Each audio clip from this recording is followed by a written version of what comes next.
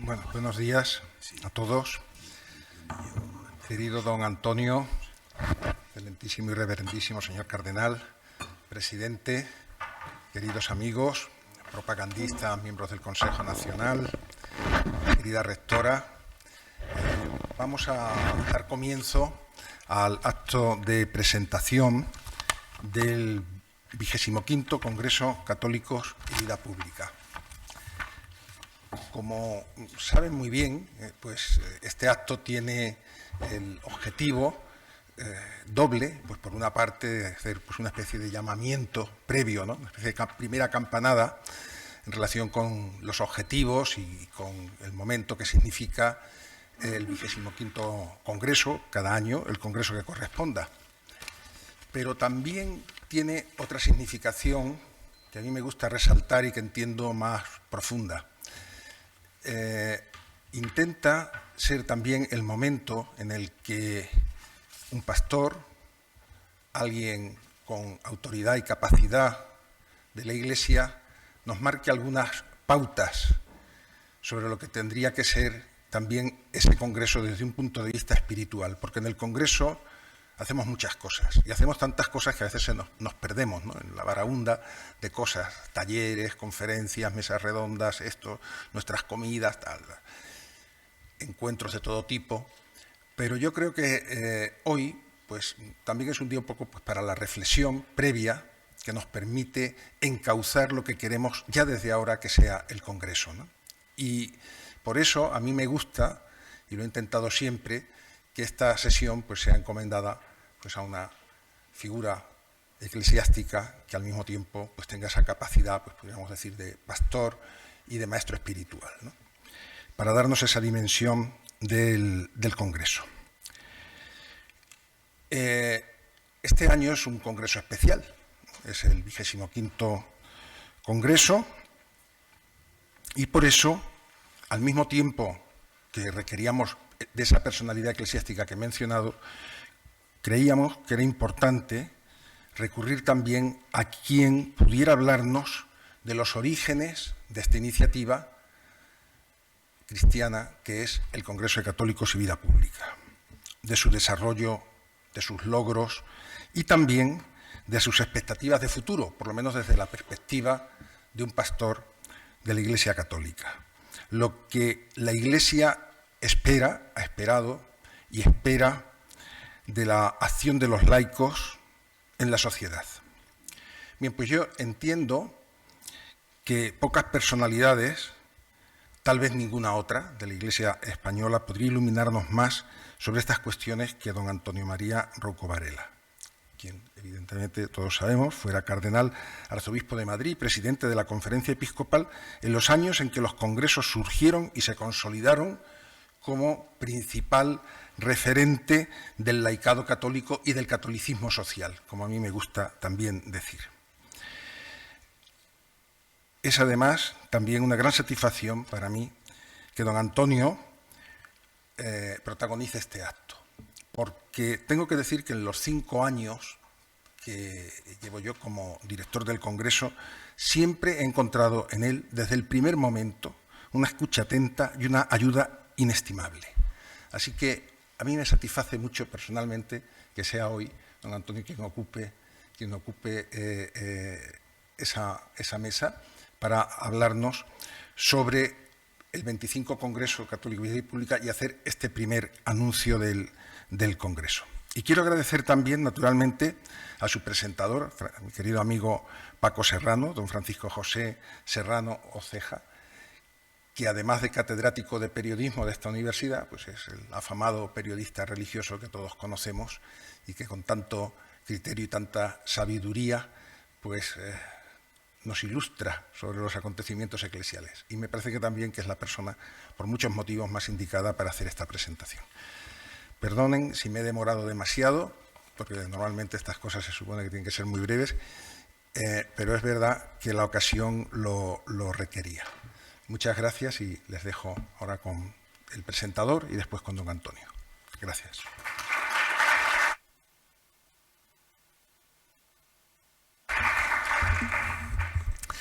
Muchas gracias, Rafael. En primer lugar, señor presidente, señora rectora, dignísimas autoridades, quiero agradecer la invitación y la oportunidad que me conceden de presentar a don Antonio, tarea que tengo que advertirles, entenderán, no es fácil. Nunca es más verdad aquello de que en un auditorio como este el conferenciante no necesita presentación. Si yo preguntara en este momento, como si estuviéramos en una clase, pues ¿dónde nació don Antonio? Inmediatamente todas las manos se levantarían y diríamos que nació en Villalba. ¿Dónde estudió don Antonio? Inmediatamente todas las manos en el auditorio se levantarían y entonces haríamos un repaso de los lugares en los que estudió don Antonio. ¿Cuántos años ha sido arzobispo de Madrid? ¿Dónde estuvo antes como obispo de venir a Madrid? O sea, son preguntas que lógicamente para las que todos tenemos respuesta. Por lo tanto, yo me pregunté, ¿qué es lo que yo puedo contar esta mañana de don Antonio que no sea tan conocido, pues lo referido a su vida íntima, a su vida privada? Pero también soy muy consciente de que, por razones lógicas, don Antonio es muy celoso de su vida privada. En este aspecto voy a referirme a dos cuestiones que me parecen fundamentales. Cuando uno ha tenido la oportunidad y la suerte en la vida de trabajar tantos años con don Antonio, en la época en la que era arzobispo de Madrid, que coincidía con la de la presidencia de la Conferencia Episcopal Española, uno se fijaba en la palabra pública de don Antonio, una palabra pública siempre certera, siempre clara, que ofrecía una respuesta a la circunstancia histórica, al momento histórico, a las demandas del presente. Pero quizá no se fijaba tanto, yo al menos tengo que confesar que no me fijaba tanto en otros aspectos que estaban detrás de don Antonio y que fundamentaban esa actuación pública. Por ejemplo, el de su vida espiritual, el de su oración, ¿no?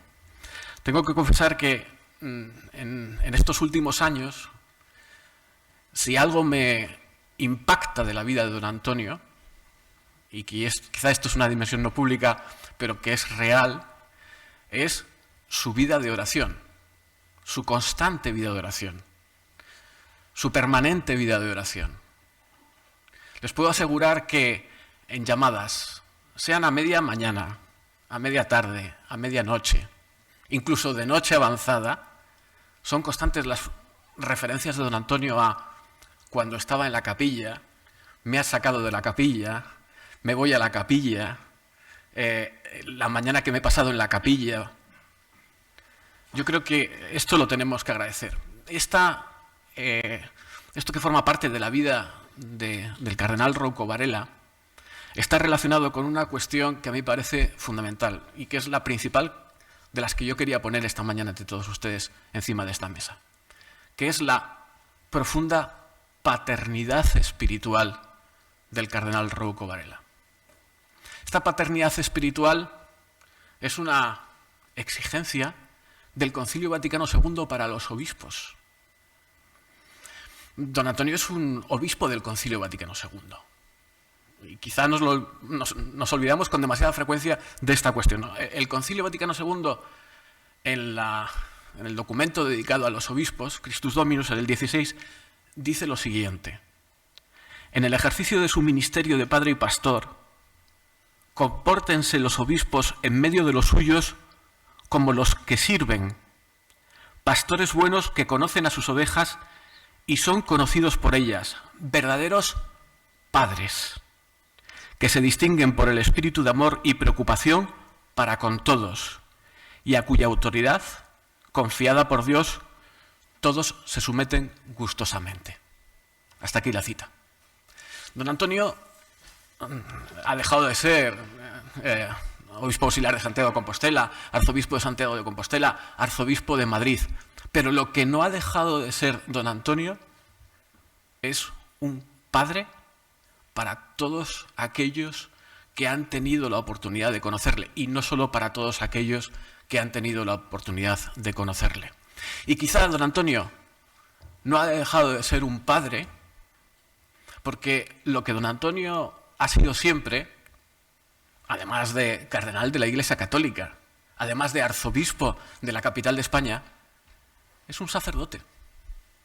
Es un sacerdote que tiene en este caso la peculiaridad de que es un sacerdote que en gran medida ha dedicado su vida a la universidad, a la cátedra universitaria, por lo tanto al pensamiento, al ejercicio de la razón.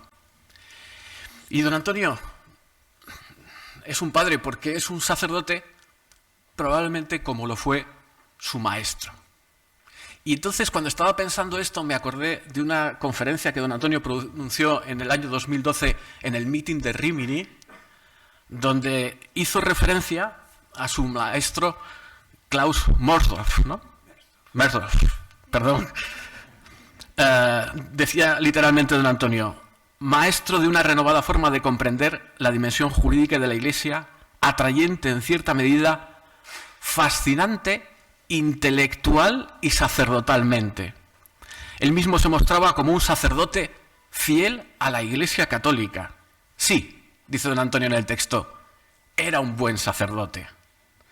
La novedad de sus ideas sobre la naturaleza y el fin del derecho canónico consistía, valoradas desde su trasfondo científico y eclesial, en algo en definitiva tan elemental en y para la conciencia católica de la Iglesia como era la de el afirmar y hacer ver que ella en la totalidad de su ser, visible y invisible, había sido instituida por el Señor y que pertenecía, por tanto, al orden de las realidades salvíficas, accesibles en su raíz y esencia solo al conocimiento de la fe. El ordo ecclesiae no era separable del Evangelio. Una idea más y última, porque ustedes han venido a escuchar a don Antonio y no a escucharme a mí. Don Antonio es miembro de una generación de obispos que se nos está yendo. Ayer tuve la oportunidad en un momento de consultar los datos. Obispos en España nombrados por Pablo VI, si no me he equivocado, quedan Ramón Buxarrais, vivos, y Victorio Oliver. Y Juan Mario Uriarte, por pocos días, porque la ordenación de don Juan Mario Uriarte y de don Antonio, la diferencia es sí, prácticamente es el mismo. No, sí, prácticamente. El mismo día fuimos nombrados obispos. El mismo día. Una generación que no existe, que ya no existe. Una generación que no volveremos a ver. Yo soy partidario de la hermenéutica de la continuidad y no de la hermenéutica de la ruptura. Incluso como historiador de la Iglesia o ensayista de la historia de la Iglesia, yo creo que frente a las tentaciones hay dos tentaciones: adanismo y edadismo, como se dice ahora. Nosotros hemos recibido de don Antonio y de esta generación de obispos de la Iglesia un legado en la continuidad de la tradición. Yo lo único que pido al Señor desde la hermenéutica de la continuidad y no desde la hermenéutica de la ruptura es ser digno, que seamos institucional y personalmente dignos herederos de esa tradición, de ese legado, de esa forma de ser cristianos en una sociedad, de ser católicos en la vida pública. Muchas gracias.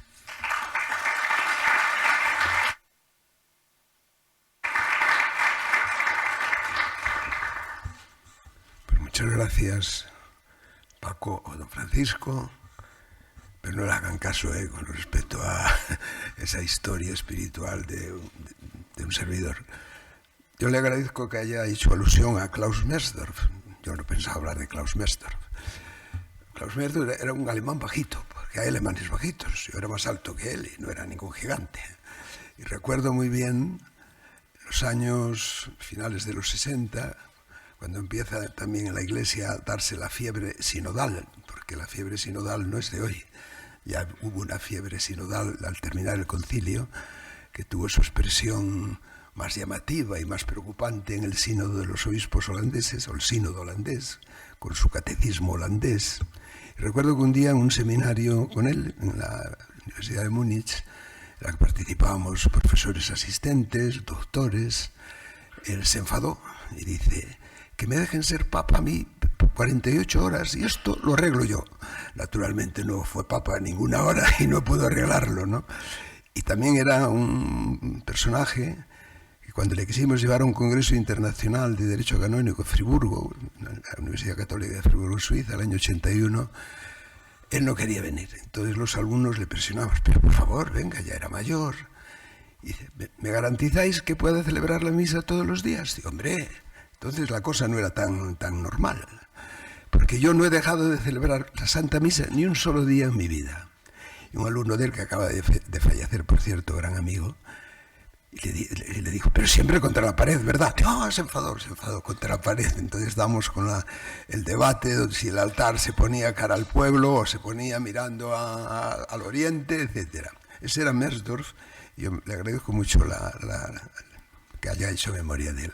Y saludo a todos los amigos que han tenido la generosidad, espero que no les cueste, que la dosis de paciencia no tenga que ser muy grande para escucharme a mí en los minutos que sigan, y a los demás asistentes a este acto de apertura o de presentación de la edición 25ª del Congreso Católicos y Vida Pública. Yo recuerdo bien cuando comenzó la historia de los congresos. También permítame recordar a Alfonso Coronel de Palma, que fue con el que hablábamos entonces mucha frecuencia. Está también aquí Carla Díaz de Rivera, etcétera, para poner en marcha lo que pronto, enseguida, se tradujo en la iniciativa de congresos de católicos para la vida pública. Hay un filósofo que ha muerto hace poco tiempo, también un filósofo muniqués que se llama Robert Spemann, muy amigo de Benedicto XVI, por cierto. Yo creo que su obra en España no es muy conocida, o hay pocos libros traducidos de él. El primer libro que se hizo famoso de él tenía el título Die Frage wozu, la pregunta del para qué. Yo creo que es oportuno, al hablarles del origen, del momento inicial de esta iniciativa de católicos laicos españoles tan unidos a una asociación católica nacida para estar en la vida pública, como ha sido la Asociación Católica Nacional de Propagandistas, así se llamaba hasta hace poco tiempo, ¿no? Pues el recordar el para qué nació y por qué nació. Esas dos categorías de pensamiento, la causalidad final y la causalidad eficiente, que los escolásticos la jugaban muy bien, la relación mutua entre ellos, decían, la causalidad final es la primera en la intención y la última en la ejecución. Y la causalidad eficiente es la primera en la ejecución y la última en la intención. Pues bien, la intención a la hora de darle vida a los congresos de católicos para la vida pública tenía que ver, bueno, pues con la situación histórica en la que estaba viviendo la Iglesia y la sociedad en España en sus años, finales de los años 90, finales del segundo milenio, aurora del tercer milenio. Y tenía que ver también de quién lo podía hacer, o cómo se podía hacer y cómo se debía de hacer. Y era evidente que la Asociación Católica Nacional de Propagandistas, desde el punto de vista de la historia del catolicismo español, era el cauce normal. Había nacido para eso. Bueno, prematuramente desde un cierto punto de vista, porque la presencia de los católicos en la vida pública, en la historia moderna de Europa, o vamos a decir mejor contemporánea, pues tenía ya entonces, cuando se funda la asociación, antes de la Primera Guerra Mundial, tenía unas décadas de prehistoria. Por ejemplo, en Alemania, en la Alemania de Bismarck, cuando los católicos se sentían muy apretados por el dominio de una cultura llamada liberal, pero protestante, un protestantismo muy light, muy poco trascendente, pero que quería imponer pues una especie de ideología del Estado, no en forma totalitaria a lo marxista o a lo nacionalsocialista más tarde, pero sí de una forma fuerte, para asentar los fundamentos básicos de aquella Alemania que por primera vez en su historia, desde hacía siglos, se unía para ser una nación moderna, fuerte, como lo fue, naturalmente. Y los católicos entonces salen a la defensa de sus pastores, diríamos de la Iglesia, pero sobre todo de sus pastores que estaban en la cárcel. En Alemania sí se sabe, pero diríamos en la cultura general europea no se sabe que Bismarck tuvo en la cárcel a 15 obispos católicos, entre ellos el arzobispo de Colonia, y no unos meses, años. ¿Cuál es la respuesta de los católicos entonces? Los seglares, que podían hacerlo, porque el marco constitucional daba pie para un cierto pluralismo político, ¿no? Pues fundar un partido político, el Centro, era un partido católico, ¿no? Que tuvo después una historia bastante viva y activa en los años de la República de Weimar, entre el año 19 y el año 33, que se disolvió después de la toma del poder por Hitler. En ese periodo de tiempo también en Italia, curiosamente, otro paisaje político y cultural europeo, donde nace también un partido católico en torno a un sacerdote. En cambio, en Alemania fue en torno a seglares, no exclusivamente en torno a seglares. Por eso, cuando nace la Asociación Católica Nacional de Propagandistas, yo me figuro, dada la cultura tanto del padre Ayala como de don Ángel, pues conocían esas experiencias y seguramente que el episcopado español también las conocía.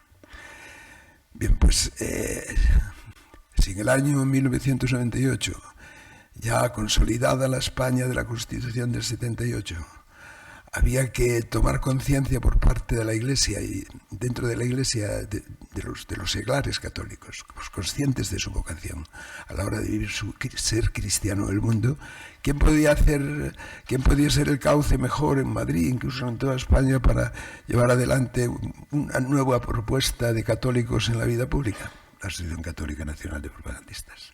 Y así nacen los congresos. Como siempre estuvo de moda trabajar con las etimologías, ¿no? Ahora con la sinodal, caminar juntos, sin, udos, ¿no? Congreso es dar pasos, ¿no? Y con hacerlo juntos, ¿no? Bueno, pues fórmula para dar vida a esa necesidad, a la que necesita una respuesta desde el punto de vista de la vida interna de la Iglesia y de la vida social y política de España. Pues congregarnos para avanzar. ¿Y cómo se comienza desde el punto de vista de la psicología básica de las personas a avanzar? Bueno, primero teniendo claro lo que es verdad o buscando la verdad. Y desde ahí pues ponerse en camino para que la verdad se haga vida, ¿no? Recuerdo el título tan hermoso de la encíclica de Benedicto XVI, su última encíclica, publicó 3, Caritas in Veritate. No hay caridad sin verdad. El que diga que puede hacer caridad sin verdad, o no sabe lo que dice, o miente.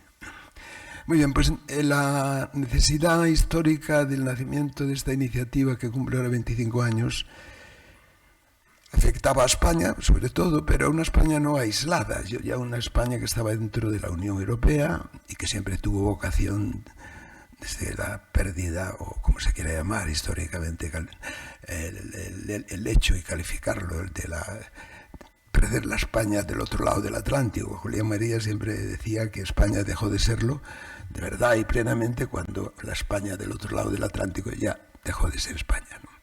Pero bien, en la realidad de la vida, tanto en la vida social en general, la política en particular, y no digamos la de la Iglesia, pues la relación con los países de Hispanoamérica ha sido siempre intensísima.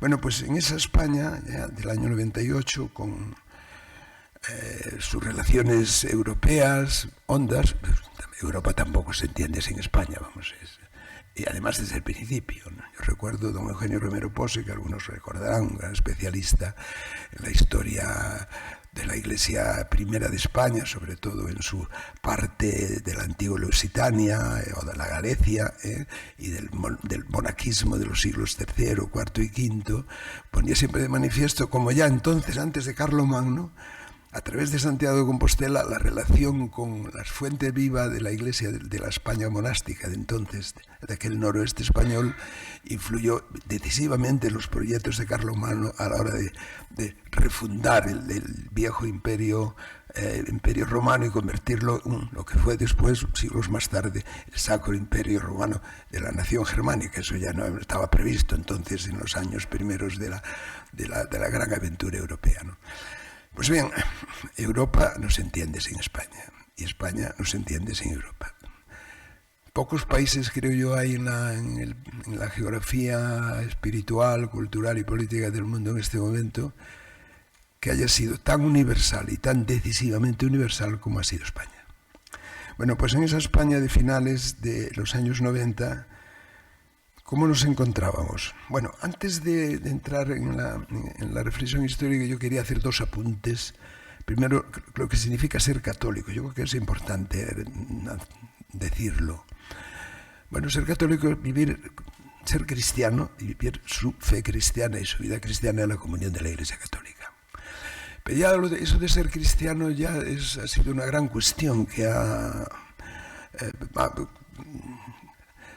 preocupado y ocupado el pensamiento teológico, por lo menos el teológico de la primera mitad del siglo XX, muy intensamente. El fenómeno del modernismo de comienzos del siglo XX, que llevaba en su entraña la Iglesia tiene que adaptarse, tiene que hacerse actual, entonces en el arranque del siglo XX tiene que hacerse moderna. Si no se hace moderna, la Iglesia pues no cuenta no responderá a lo que tiene que ser. Y la contestación, diríamos, de la Iglesia misma, a través del magisterio pontificio, pero sobre todo de algunas de las grandes figuras teológicas del momento, es decir, ¿qué es ser cristiano en la Iglesia Católica? Yo les voy a leer un texto que es interesantísimo, de dos textos, uno de Romano Guardini y otro de Benedicto XVI. Decía Romano Guardini el año 1938, en pleno auge y triunfo del nacionalsocialismo, cuando él ya lo habían echado de la Universidad de Berlín, que había sido profesor muy joven de teología católica en la Universidad superprotestante de Berlín, la Humboldt, a partir del final de la Primera Guerra Mundial. Y escribió un libro sobre Das Wesen des Christentums, sobre el ser del cristianismo, y dice: no hay ninguna determinación abstracta de ese ser de lo cristiano. No hay ninguna doctrina, ningún sistema básico de valores morales, ninguna posición religiosa, ninguna ordenación de la vida, y que, separadas de la persona de Cristo, pueda luego decirse de ellas que sean lo cristiano. Lo cristiano es Él mismo, aquello que por Él llega al hombre y la relación que por Él el hombre tiene con Dios. Muchos años más tarde, Benedicto XVI, en la encíclica Deus Caritas arranca la encíclica diciendo lo siguiente: hemos creído en el amor de Dios. Así puede expresar el cristiano la opción fundamental de su vida. No se comienza a ser cristiano por una decisión ética o una gran idea, sino por el encuentro con un acontecimiento, con una persona, que da un nuevo horizonte a la vida y con ello una orientación decisiva: Cristo. Bueno, ser católico es ser de Cristo. Y ser de Cristo en la Iglesia. No se puede ser de Cristo abstractamente, con aquel lema que se hizo muy famoso en los años 80, Cristo sí, la Iglesia no. Es imposible separarlos, porque la Iglesia es el cuerpo de Cristo. También es interesante hacer una breve memoria de lo que podríamos llamar la evolución en la concepción de la Iglesia, que tiene lugar a partir del siglo XIX y que termina y concluye hasta ahora de una manera definitiva en la Constitución dogmática sobre la Iglesia del Concilio Vaticano II, la Constitución dogmática que comienza Lumen Gentium, la luz de las gentes. La renovación eclesiológica de la Iglesia también, que comienza en el siglo XIX y comienza muy románticamente, y también comienza en Alemania, todo hay que decirlo, y comienza con un teólogo muy joven, se llama Johann Adam Müller, en el año 1830 y tantos. Él formaba parte de lo que se conoce como la Escuela Teológica de Tubinga. Escribió un libro sobre la Iglesia, la unidad de la Iglesia, muy neumatológico, muy espiritual. Es criticado enseguida, y escribe un segundo libro que se llama Simbólica, donde supera, diremos, ese espiritualismo a la hora de concebir la Iglesia. muy en línea o muy tentado por la idea de Lutero. La iglesia para Lutero, la iglesia verdadera es una iglesia invisible, la espiritual. La iglesia visible es un producto humano que los hombres han fabricado y naturalmente terminó enseguida en manos del Estado. O sea, la organización jurídica del protestantismo europeo en todas sus fórmulas, que todavía llegan hasta hoy en Inglaterra y en los países escandinavos, es que es un departamento del Estado. Eso la diferencia con la concepción islámica de la relación Iglesia-Estado. Hombre, la hay, pero una cierta semejanza existe entre una cosa y otra, ¿no? Decía Adam Mellor: así pues, la Iglesia visible es el Hijo de Dios, manifestándose continuamente entre los hombres en forma humana, renovándose constantemente y eternamente rejuveneciéndose. Es la permanente encarnación del Hijo de Dios mismo, como también los creyentes son llamados en la Sagrada Escritura el cuerpo de Cristo. Entonces escribía el año 1837. El Concilio Vaticano II dirá, en otro texto ya histórico, que la Iglesia es en Cristo como la unión, el vínculo o sacramento, nada menos, de la unión de los hombres con Dios y de los hombres entre sí. Es decir, la Iglesia visible es como un sacramento de la presencia de Cristo en el mundo. Y en una comunidad de creyentes que a través de una acción bautismal, de una acción sacramental que es el bautismo, entran en Él mismo, formando parte de su cuerpo como miembros, de los cuales Él es la cabeza. No solo invisible, sino también visible. Los sacramentos son la visibilidad de Cristo en la Iglesia, indiscutible. Se puede decir, y se dice, le dice en el Evangelio, que cuando hagáis una obra de caridad con mis hermanos, lo estáis haciendo conmigo mismo. Pero puede ser interpretable, ¿no? Lo que no es interpretable es la presencia de Cristo en la vida sacramental de la Iglesia y en su palabra. Bueno, pues ser católico es estar dentro de esa comunidad de los que pertenecen a Cristo, son miembros del cuerpo de Cristo y quieren que Cristo sea para todos los hijos de los hombres el camino de la salvación. Lo que decía en el Evangelio de San Juan: yo soy el camino, yo soy la verdad y yo soy la vida. Claro, a partir de ahí hablar de cómo se es en el mundo cristiano, cómo un cristiano que no pertenece a esa fórmula de ser cristiano, mejor dicho, de vivir lo cristiano, que es la consagración sacramental por el sacramento del orden, o la fórmula de vivir la vida de una forma que sea casi imitación literal de la vida de Cristo, en castidad, pobreza y obediencia, pues siempre fue un reto para toda la Iglesia y para los que vivían y eran miembros de ella. Y ese reto se hace especialmente grave en relación siempre con el poder político, ¿no? Y esa fórmula o ese modo de vivir esa cuestión en la modernidad, cuando en la Ilustración hace una especie de gran giro, un giro intelectual y un giro de vida, dejando a Dios atrás, incluso desarrollando una teoría del derecho y del Estado, como si Dios no existiese, además elaborada por católicos. Grotius era un gran católico, pero su teoría del Estado y del derecho se basaba en el supuesto de que podía haber un orden político y un orden social sin tener en cuenta a Dios. Bueno, pues en una sociedad así, con una comunidad, con una organización de lo político que arranca de la Revolución Francesa, de una forma, diríamos, bastante hostil con respecto a la Iglesia Católica sobre todo. Pues claro, el reto del católico, del cristiano católico que vive en esa sociedad, en ese mundo, es enorme. ¿Qué hago? ¿Cómo vivo? ¿Cómo vivo yo siendo miembro del cuerpo de Cristo y con una perspectiva de la vida que va más allá de la muerte, que va más allá de la historia?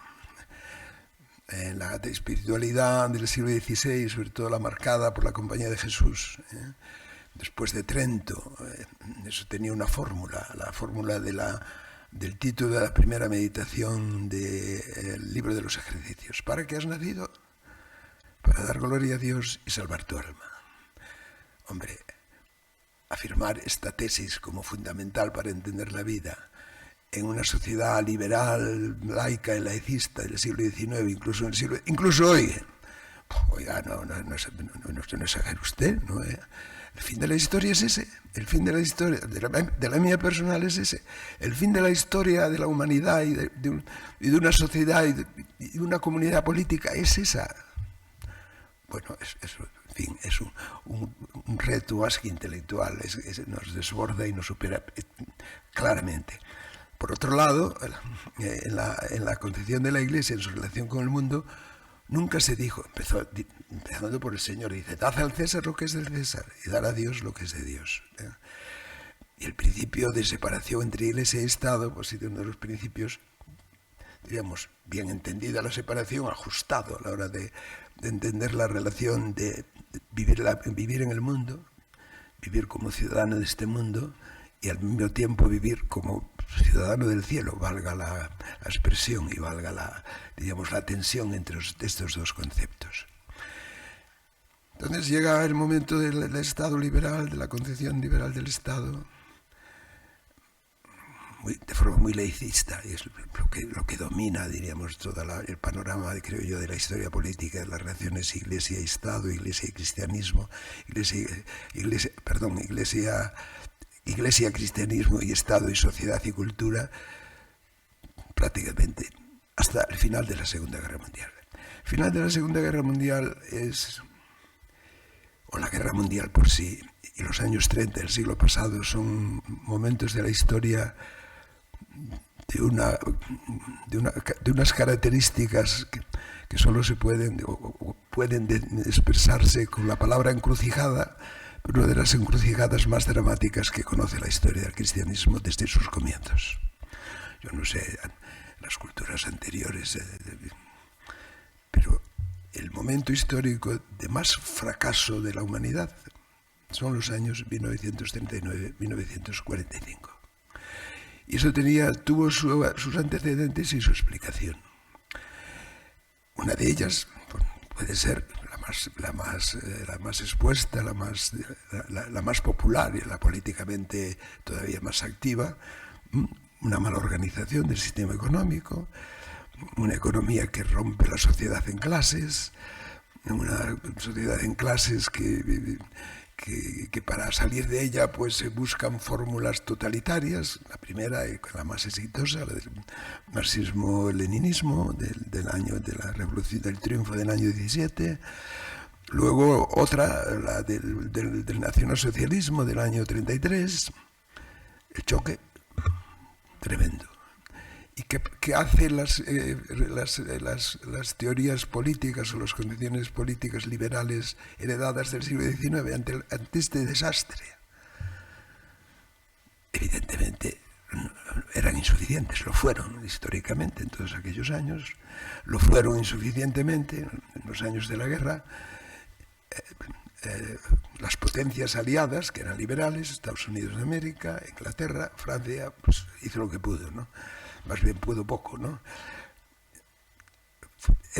Eran ellas capaces con su teoría política y con su forma de vivir de frenar los totalitarismos tan terribles que se dieron en ese tiempo.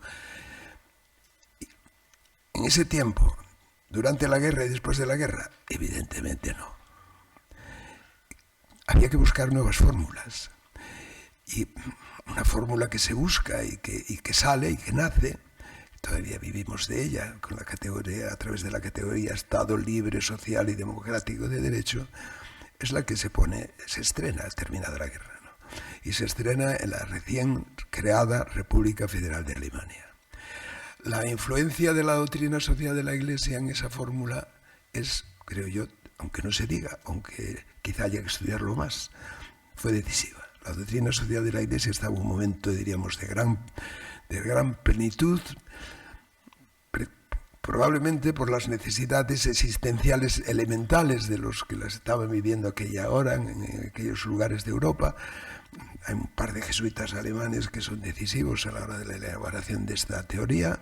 Bueno, y por supuesto, en Erhard, el famoso primer ministro de Economía de la República Federal de Alemania, con su fórmula: economía de mercado sí, pero economía social de mercado.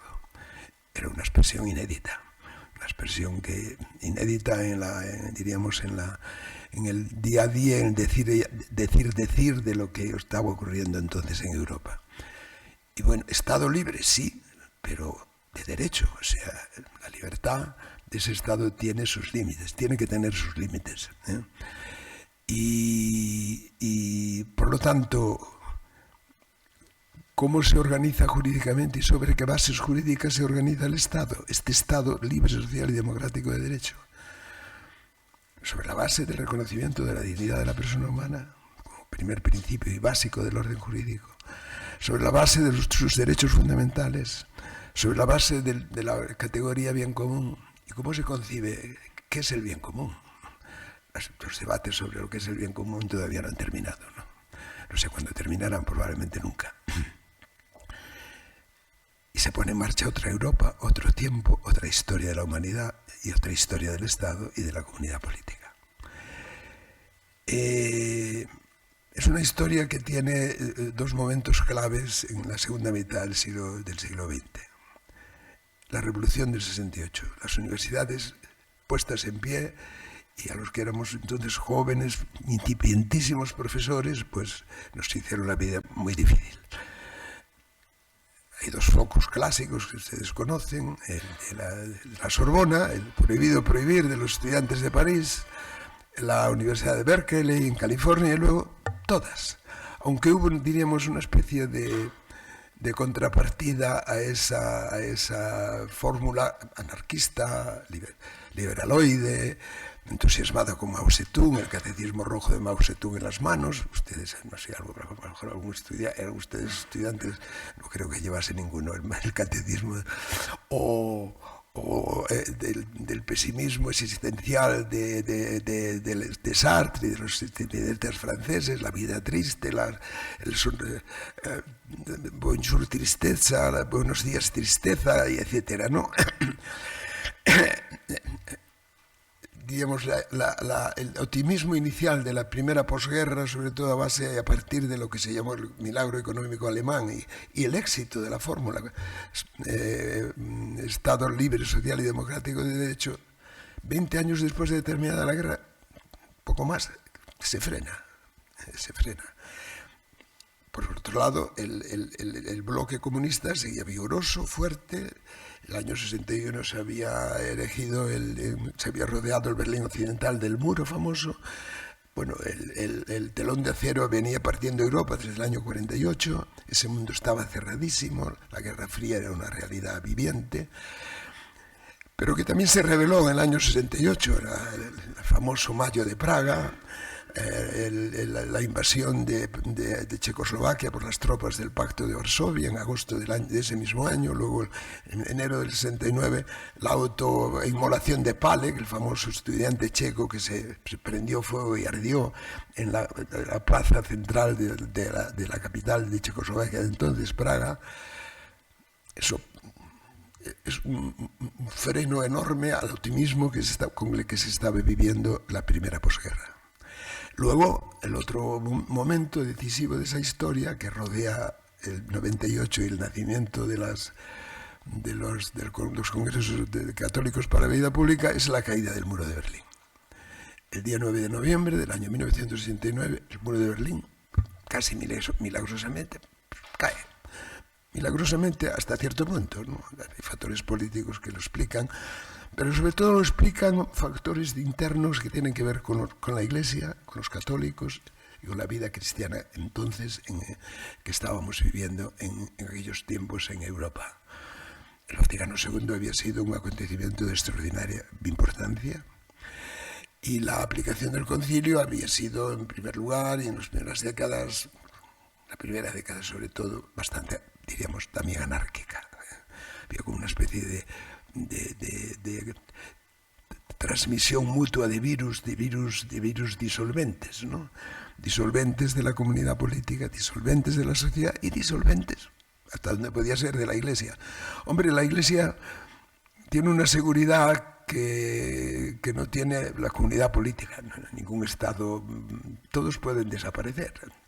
Esperemos que España no lo haga, dicho entre nosotros ahora, ¿no? Pero la Iglesia no desaparecerá nunca, hasta que el Señor vuelva. Bueno, esa seguridad la tiene la Iglesia, pero eso no quiere decir que no pueda vivir momentos de confusión, momentos de debilidad, y uno de ellos era efectivamente lo que vivimos entonces en los años 70 y 80. Pero estos dos acontecimientos que marcan esa crisis del Estado social y democrático de derecho ponen también en cuestión, diríamos, lo que había ido creciendo como conciencia del seglar católico a la hora de vivir su vocación cristiana en la vida pública. ¿Qué hace el católico? ¿Se organizan partidos políticos como el centro alemán? Se quiso hacer en Alemania, ¿no? Pero en fin, católicos, diríamos, clarividentes de aquel momento, como fueron Konrad Adenauer, sobre todo, pues bien, no es fórmula. Aunque tampoco es fórmula el organizar un partido para entrar en la fórmula auténticamente democrática, además con el apoyo de la Declaración Universal de los Derechos Humanos del año 48, pues sin ninguna visión del hombre, del mundo, de la sociedad. No puede ser un instrumento puramente pragmático para alcanzar el poder de la forma que sea, sino que tiene que haber un programa de fondo, ¿no? Donde la visión del hombre y de la vida pues sea claramente cristiana. Pero no una organización de la Iglesia Católica, no una organización, diríamos, definida y casi exclusivamente determinada por la pertenencia clara, activa del católico en la vida social. Entonces, ¿fórmula de partido político para entrar en ese mundo? Hombre, no la de los partidos católicos del primer tercio del siglo XX. Pero sí fórmulas en que los católicos estén presentes. Y presentes de tal modo que el programa político con el que intervengan en la vida política responda una clara concepción de lo que es el hombre, de lo que es la sociedad, de lo que es el Estado y de lo que es el final, el término último de la vida. Es decir, los políticos tienen que salvar su alma también. Todos tenemos que salvar el alma. Prescindir de esa categoría a la hora de formular programas políticos, pues siempre terminaremos con expresiones alicortas y de poca sustancia y de poco futuro histórico, ¿no? Otra fórmula que había que tener en cuenta y ponerla en marcha pues era entrar a fondo en la vida de la sociedad, a través sobre todo de las organizaciones que tienen que ver con la economía, los empresarios, los sindicatos, bueno, y las múltiples formas sobre todo de organización de la vida social. Y luego entrar muy a fondo en la vida universitaria, en la vida de los universitarios. Las revoluciones nunca han empezado, nunca han continuado y nunca se han consolidado sin ideas. Y ninguna renovación ni social, ni política, ni menos, y sobre todo de la Iglesia, se han logrado sin ideas, sin las ideas que se corresponden con la verdad. Por lo tanto, católicos en la vida pública en esta segunda mitad del siglo XX, bueno, católicos dispuestos a vivir la verdad en su vida diaria de seglares, desde la familia, pasando por las realidades de la vida social intermedia, llegando a la participación en la vida política y, por supuesto, en la universidad.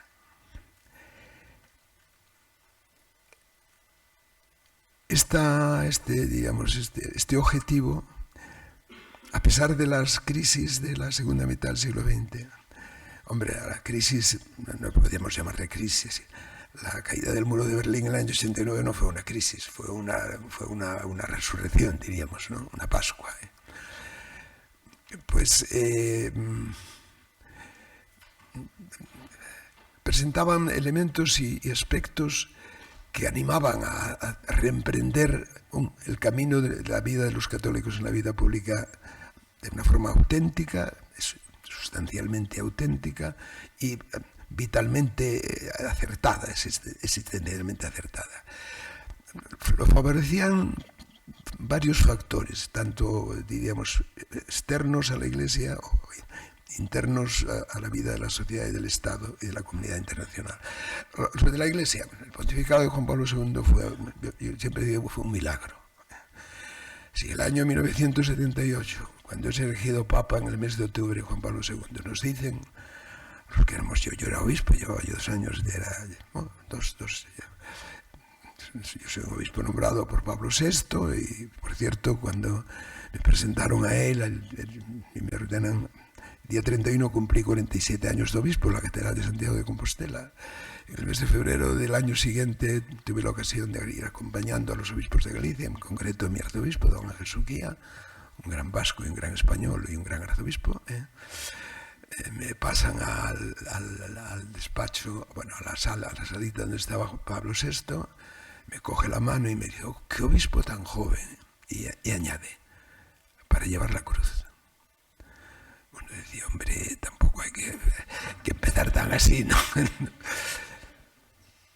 Pero es una anécdota que refleja bien lo que él vivía, cómo estaba viviendo el momento de la vida de la Iglesia y cómo lo estábamos viviendo todos. Pablo VI era una personalidad excepcional, por muchas razones, ¿no? Era santo, ¿no? Pero sufrió mucho. Toda la anarquía posconciliar fue para él un martirio, ¿no? Es elegido Juan Pablo II, un papa polaco, o sea, no un italiano. Nadie pensaba que se podía elegir un papa que no fuese italiano. Por cierto, nunca no nos fueron tan mal los papas italianos, todo hay que reconocerlo, ¿eh? O sea, hay que concederles una especie de, por lo menos ser agradecidos con la historia de los papas italianos, que fue espléndida en el siglo XIX y el siglo XX. Fue una sorpresa increíble, ¿no? Segundo, la fórmula como actúa él en la vida de la Iglesia, ¿no? De una forma misionera, de una forma abierta, enormemente abierta, ¿no? Si al rector y al vicerrector de la Universidad Pontificia de Salamanca, el año 73, el padre Fernando Sebastián y el que les habla, nos dicen que el Papa quiere venir a la Pontificia, diríamos, por favor, que no venga, porque sabe Dios lo que puede pasar, ¿no? Pues el año 81 el Papa llena la plaza de San Pedro de jóvenes de todo el mundo. Pero ¿cómo se explica? ¿Cómo se explica? ¿Y cómo explica que reúnan miles y millones de personas de las familias a lo largo y a lo ancho de toda Europa? Hay una especie de tomar y de retomar la gran luz del Concilio Vaticano II como la luz para la Iglesia y para el mundo en aquel momento. Y hay una especie de renacimiento del entusiasmo apostólico, del entusiasmo espiritual, del entusiasmo del compromiso también con las realidades de este mundo, ¿no? Y luego se cae el muro de Berlín, digo, ¿qué más queremos? Para meternos a fondo en el empeño de llevar a Cristo a la sociedad a través del compromiso de los seglares. Y luego, en España, pues el Estado nacido de la transición política, de la Constitución del 78, parecía consolidado, ¿no? Había habido ya un cambio político, había habido dos grandes cambios políticos. El primero del año 82, con la victoria electoral, digamos, desbordante del Partido Socialista, unos días antes de que Juan Pablo II hiciese su primera visita a España. Una visita que duró casi 10 días, que terminó en Santiago de Compostela con un acto sobre Europa, con la famosa frase, Europa, sé tú misma, descubre tus raíces, etc., ¿no? El ambiente era bueno y diríamos como invitando. Hay que entrar a fondo en el compromiso con la vida política. Hombre, teníamos el terrorismo de ETA encima, que no acabamos de salir de él. Yo recuerdo las medidas de seguridad que hubo que adoptar el año 82 en el viaje de Juan Pablo II a España y en las del año 89, en la Jornada Mundial de la Juventud en Santiago de Compostela. Yo recuerdo que el día que estuvo el Papa en la casa del arzobispo, en la que vivía un servidor entonces, pues yo le dejé la habitación mía para que el Papa pasase la noche y yo me fui a una habitación de huéspedes. Llegamos del Monte del Gozo por la noche y Y voy a la habitación y hay un señor sentado en una silla al lado de mi puerta. Y digo, ¿usted quién es? Y le dice, soy un policía.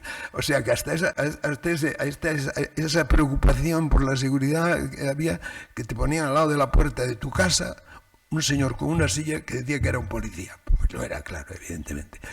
Pero en fin, en ese contexto complicado y complejo, diríamos, el optimismo de la esperanza cristiana pues estaba a flor de piel. Entonces nace Católicos para la Vida Pública.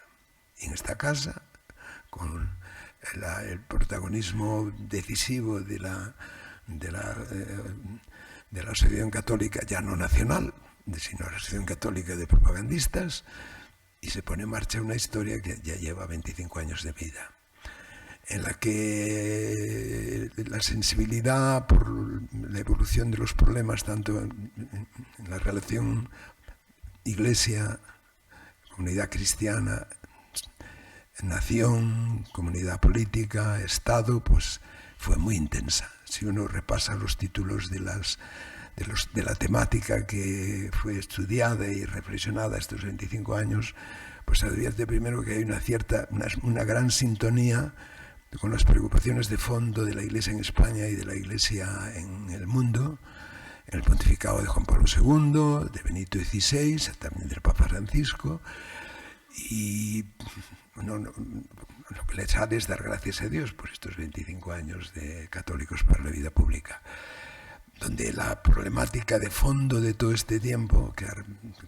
se agudiza cada vez más, relacionada con la concepción del hombre, la antropología de verdad, las consecuencias de una antropología en que el hombre no es, como decía Benedicto XVI en el famoso discurso en el Parlamento alemán, el Bundestag, en septiembre del año 2011, el hombre no es eine sich selbst machende Freiheit, no es una libertad que se hace a sí misma.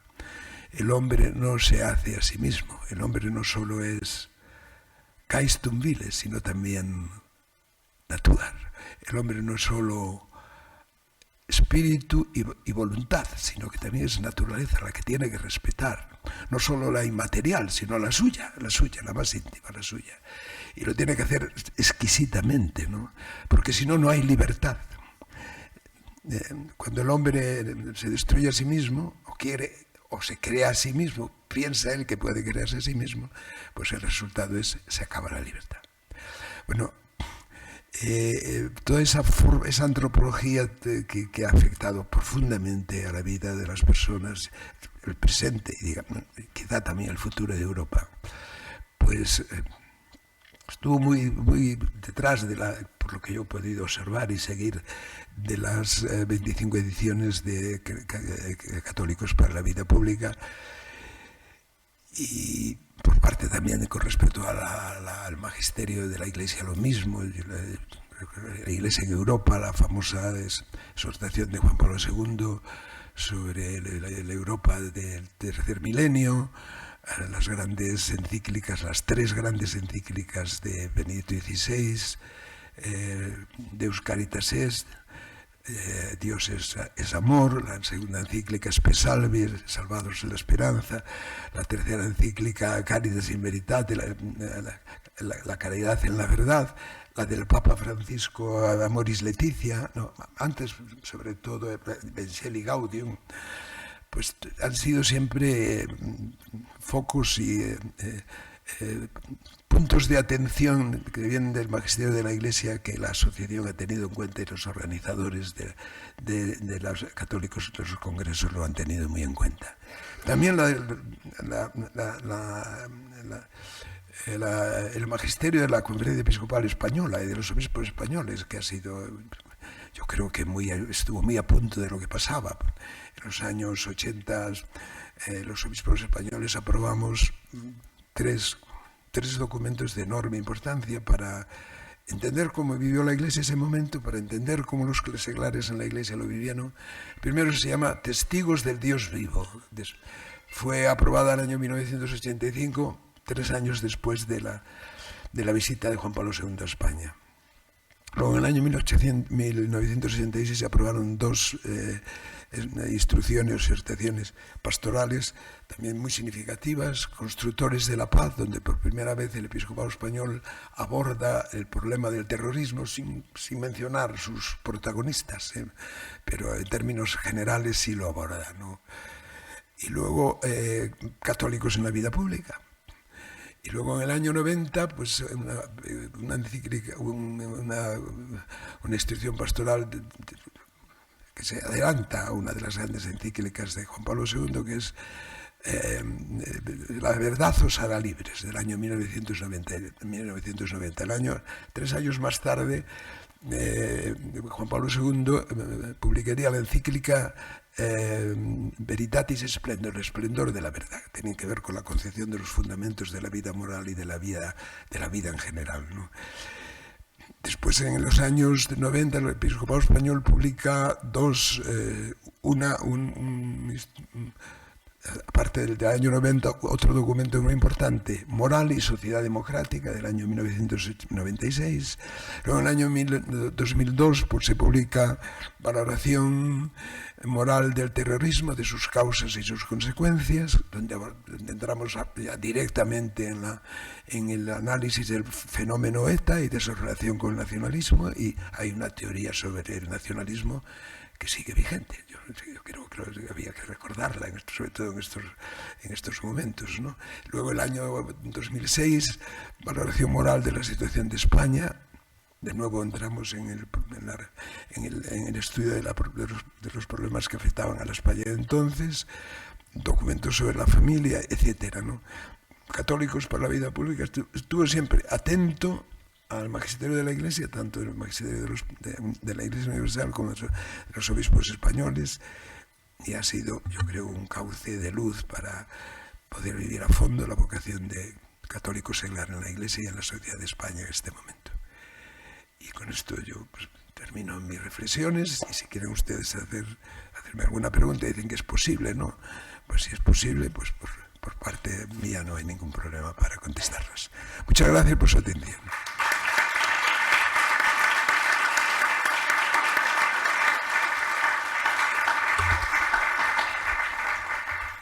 Pues si les parece, damos paso a algunas preguntas. Y yo lo que pediría, por favor, es que las preguntas fueran preguntas.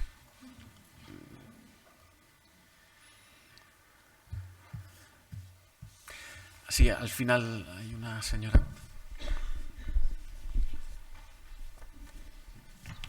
La profesora María Solano.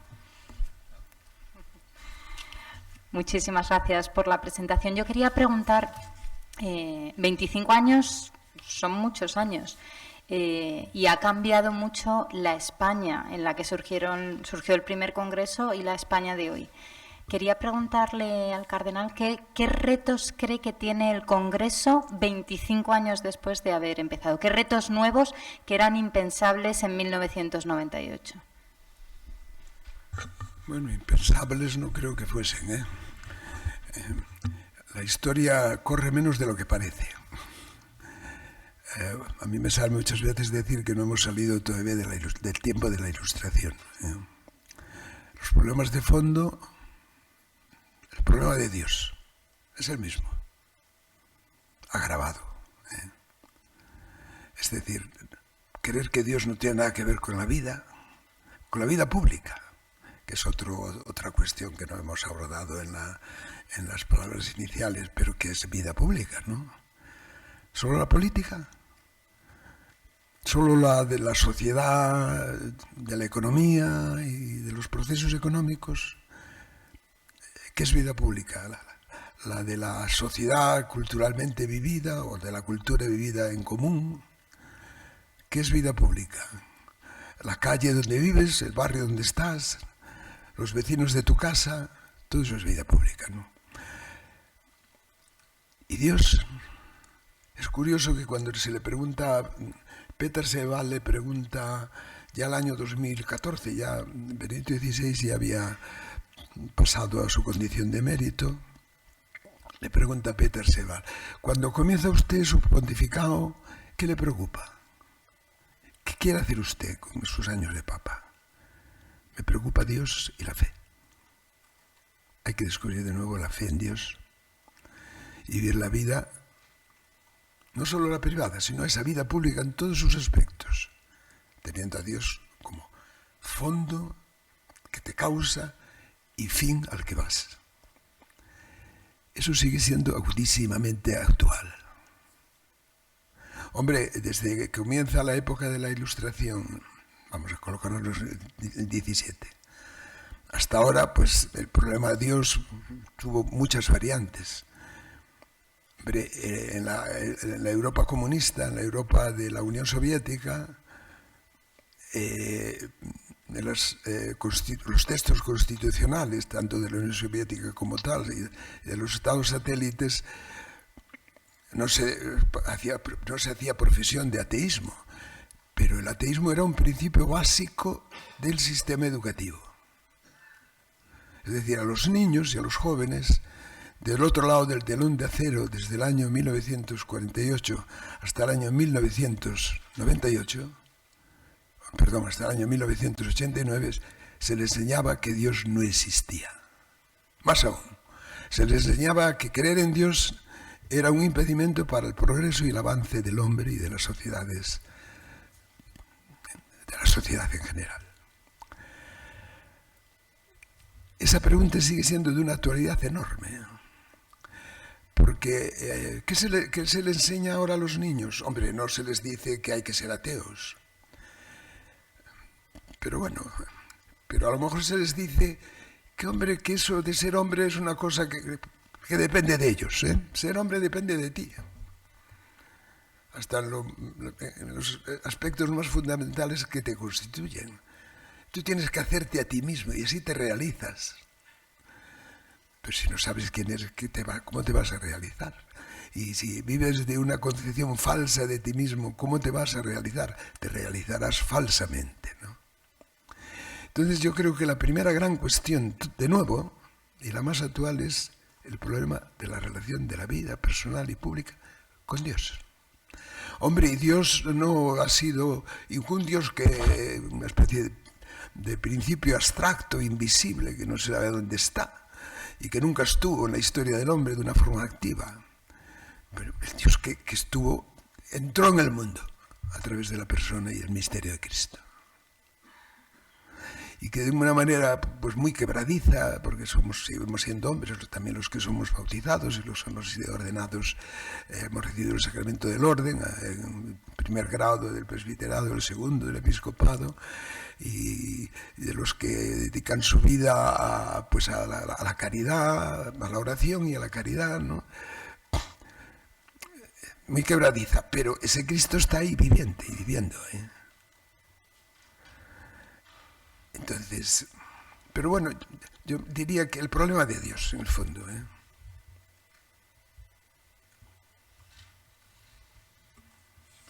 ¿Alguna pregunta? Eugenio. Aquí, Eugenio Nasarre.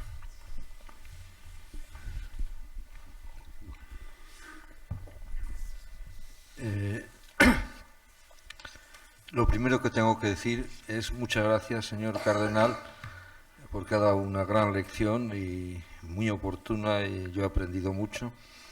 Y quisiera hacerle la siguiente pregunta. Usted ha hablado que después de los oscuros, terribles años 30 y de la Segunda Guerra Mundial, hay en la posguerra un renacimiento en la que los católicos afortunadamente tuvieron un gran protagonismo. Sí. Recuperan o reconstruyen unos sistemas políticos democráticos basados en la dignidad de la persona humana, y hacen todos ellos, Adenauer, De Gasperi, Schuman, el gran proyecto de la unidad europea como elemento, diríamos, de salvación de todos, a lo que yo me recuerdo que Romano Guardini, cuando le concedieron en los años 60 el premio Erasmus, que dedicó su discurso a Europa, dijo que Europa es el marco de la salvación de los europeos, ¿no? Mi pregunta es, con todo lo que ha pasado, aquellos ideales de los padres fundadores y aquella idea de la Europa integrada, sigue siendo un motivo válido para los católicos de trabajar, de comprometerse, o, como algunos ahora dicen, lo podemos dar como, en fin, periclitado? Sería una tristeza enorme si periclitase la idea de la Unión Europea. Yo creo que es un avance en lo que podría llamarse exigencias de la caridad de Cristo, desde el año 1945 hasta hoy, que enterrarla sería fatal, vamos, desde el punto de vista de una vivencia clara y plena de la caridad, ¿no? Máxima cuando, después de caído el telón de acero, se realiza aquel sueño del general de Gaulle, que hablaba de la Europa desde el Atlántico hasta los Urales, ¿no? O de Juan Pablo II, ¿no? O de nuestra generación de europeos de los años 60, años 50, 60 y de las décadas siguientes. Lo que podríamos preguntarnos es si se necesita renovar, quizás renovar, no solo actualizar la idea de Europa, que yo creo que renovarla sí que conviene. Hombre, el discurso de Juan Pablo II del año 82 en Santiago de Compostela ya llamaba la atención. Él hablaba entonces de una crisis. Europa está en crisis, decía. Una crisis civil. Y apuntaba como causa de la crisis civil ignorar a Dios. Ignorar a Dios en la moral, ignorar a Dios en la vida personal, en la vida pública. O una frase que él usó entonces, como si Dios no existiese. Retomando la famosa frase de los naturalistas, racionalistas del 17, de querer concebir un orden natural de la vida social y de la política como si Deus non daretur, aunque Dios no existiese. Y luego la segunda causa de la crisis la refería a la Iglesia, una Iglesia que no acababa de encontrar un camino claro y decidido de querer y buscar la santidad de sus hijos. Claro, es decir, que para que la sociedad salga adelante tiene que haber santos. Pues no, si lo hicieron en un mitin de un partido político, supongo que te echan astituidos, ¿no? Curiosamente hoy celebra, por cierto, el calendario litúrgico de la Iglesia en España, la fiesta de los mártires de España del siglo XX. Encabezan San Pedro Poveda y San Inocencio de la Inmaculada, un gallego, por cierto, de mi tierra, del Valle de Oro, de la provincia de Lugo, al norte de la provincia de Lugo. Un pasionista era él. Pero a esas causas apunta Juan Pablo II, del año 82. Yo creo que esas causas hay que tenerlas en cuenta a la hora de hablar de la actual renovación de la Unión Europea. Hombre, habría que pedir primero que no se haga por titular o de visiones del hombre y de la vida que trascienden, ya para empezar, las posibilidades del poder político. Es decir, favorecer legislaciones y no, por las vías formales o jurídico-formales de las que dispone la Unión Europea, que yo no conozco en detalle, pues el derecho a la vida, de la concesión del matrimonio y de la familia, de imposiciones de ideologías de género y de no de género, de teorías sobre el mundo. Oigan, no se metan ustedes en esto, hombre.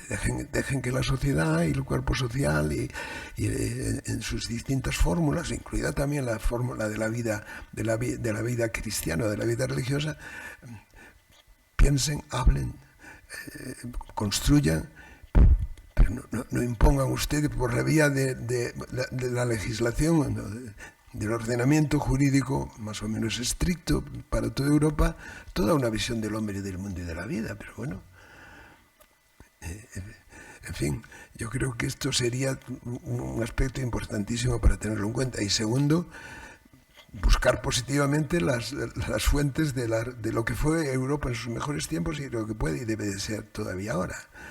De todos modos, una Europa decrépita, desde el punto de vista físico, el futuro lo tiene malo.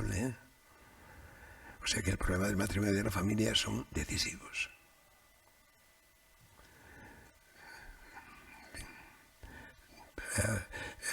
aducir detalles y pues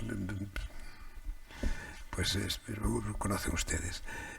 Uno viaja ahora, los europeos de los años 50, un servidor salió de España en septiembre del año 1959. Bueno, el Múnich del año 1960, el Múnich o el Berlín de ahora, pues bueno, Berlín está mejor, que no está rodeado por ningún muro y se puede llegar ahí libremente, ¿no? Pero dices, el cambio es tremendo, Señor, sí. Ahora, es un tema para ser católico en la vida pública, Muchísimas gracias, don Antonio, por su intervención, que ha sido muy instructiva y muy agradable, interesante. Yo quería preguntar cómo se puede, a nivel individual y colectivo, familiar,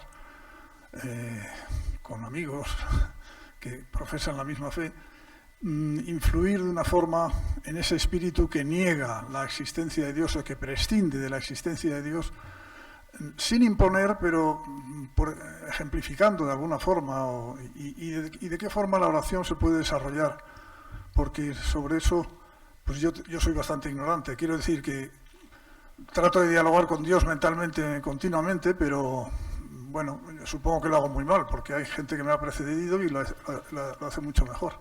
En fin, la pregunta es cómo se puede testimoniar la propia fe de una forma práctica, incisiva. Hombre, hay una respuesta que es muy simple, pero es tan simple que casi le da a uno no sé qué decirla. Pues cumplir los 10 mandamientos de la ley de Dios. Es decir, vivir tu vida personal en todos los aspectos en los que se desarrolla.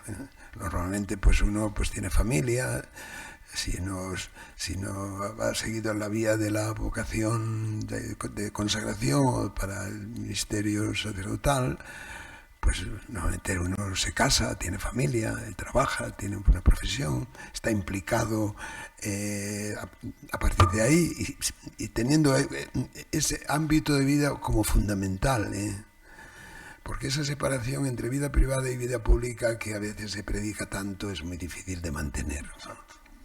Yo diría que imposible. Completamente de acuerdo. ¿Perdón? Completamente de acuerdo. Claro.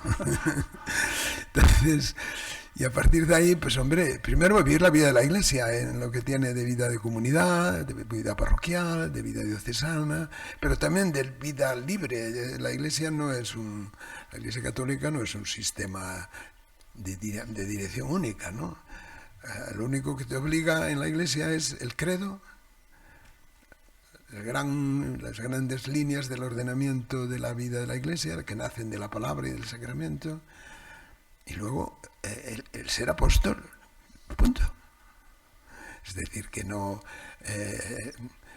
cuando se habla del carisma, de los carismas, el Concilio Vaticano II lo hace de una manera muy hermosa, pues hay que dejarlos vivir. Uno dice, bueno, si queremos una iglesia sinodal, tenemos que ser una iglesia en que se reconozca claramente los derechos de las personas en la iglesia, ¿no? Y que se reconozca la legitimidad de los carismas en la iglesia, ¿no? Por lo tanto, ahí hay un campo enorme de posibilidad de acción, de vitalidad, de animación de la vida de la iglesia y de su labor apostólica. Y luego el mundo de la sociedad. Hombre, estoy hablando de una universidad. La universidad es un sitio decisivo para la presencia católica y de forma influyente en la vida pública, ¿no? Hay que elaborar pensamiento sobre todas las grandes cuestiones de la vida a partir de la verdad de Dios y del Dios creador y del Dios redentor, ¿no? O sea que si uno es profesor, pues tiene que investigar una línea de seriedad rigurosa desde el punto de vista del método, pero no hay métodos infalibles, no hay métodos que te resuelvan el problema de las grandes cuestiones si tú no vas a ellas y no las abordas, Incluso la filosofía, hombre, no quiero no meterse en jardines complicados, pero claro, que no se pueda conocer la verdad. O sea que todo relativo, lo que decía Benedicto XVI en la famosa vigilia, Dios mío, la famosa homilía de la misa con la que se inauguró el cónclave en el que él fue elegido papa, un servidor estuvo presente, la famosa frase de la dictadura, lo único verdadero es que nada es verdadero. Pues si nada es verdadero, tampoco es verdadero lo que tú estás diciendo. El relativismo es una contradicción en sí misma, ¿no? Hay verdad, hay que conocerla, y hay que vivirla, y hay que propagarla, y hay que difundirla, y hay que testimoniarla. De la mentira no se vive, ni en la vida personal, ni en la vida familiar, ni en la vida pública, ni en la vida política. Y cuando eso se hace, pues estamos mal. Se está notando bastante que no se vive sí. con el presidente. Señor presidente.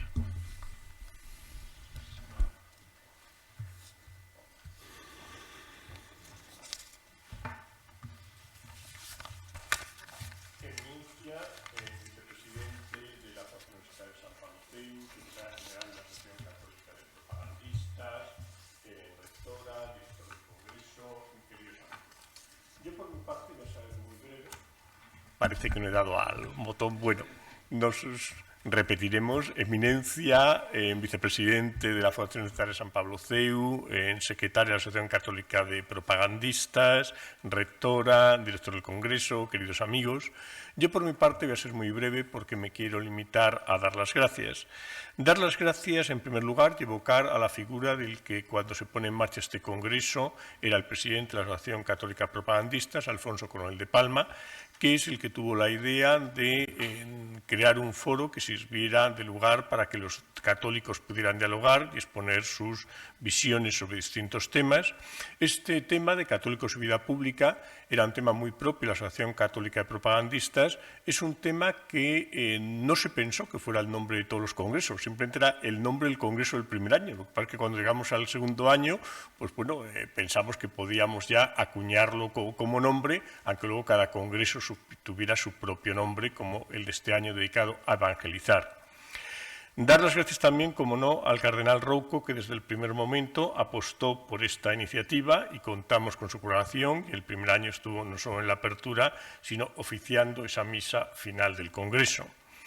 Dar las gracias a Jaime Mayor, que fue el que pronunció el discurso inaugural de aquel primer Congreso, en aquella época, que era ministro del Interior. Dar las gracias a Carla Díez de Rivera, que me ayudó muchísimo en aquel primer año a coordinar el Congreso. Miren ustedes que yo he coordinado muchos congresos a lo largo de mi vida, ya entonces había coordinado muchos y es el más complicado que coordine nunca. Y sobre todo dar las gracias por dejarse engañar después y ser durante más de 10 años la directora del Congreso. Dar las gracias, como no, a Paco Serrano, que le sustituyó en el difícil evento, a Rafa Ortega, a Rafael Sánchez Saus. Dar las gracias a todos los que han ido colaborando a lo largo de estos años en que el Congreso sea una realidad. Recuerdo pues la comisión que creamos ya el primer año, veo en aquella comisión a Eugenio Nasarre, que ya estuvo desde el primer año colaborando en la organización, al propio Rafa Ortega, a Paco Serrano, en fin, a tantas personas que a lo largo de los años han hecho posible que esto pueda continuar adelante y darles, como no, las gracias a todos ustedes por habernos acompañado. Muchísimas gracias.